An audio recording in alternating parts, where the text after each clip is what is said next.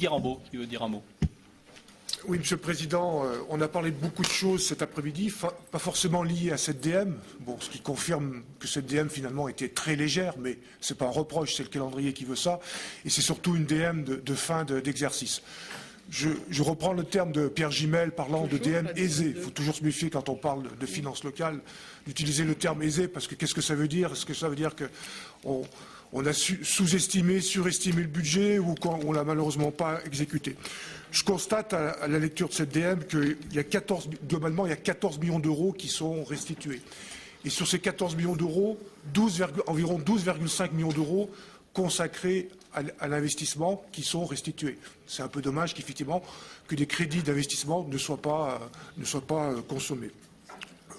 Deux autres mots. Je voudrais insister sur ce que j'appellerais le desserrement de l'effet ciseau entre les dépenses obligatoires liées en particulier à nos dépenses de solidarité et nos recettes.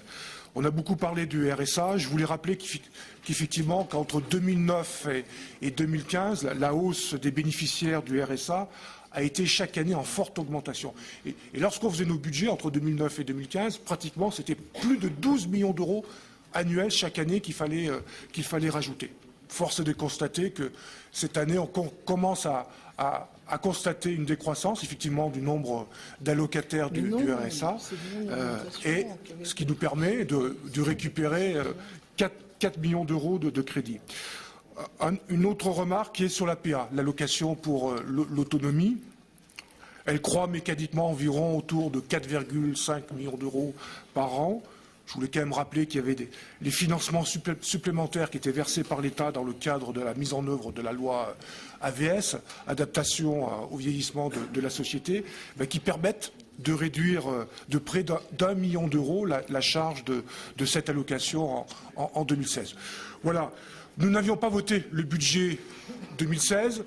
Cette DM, on constate qu'elle ne corrige pas, elle n'influe pas ce qu'on souhaitait.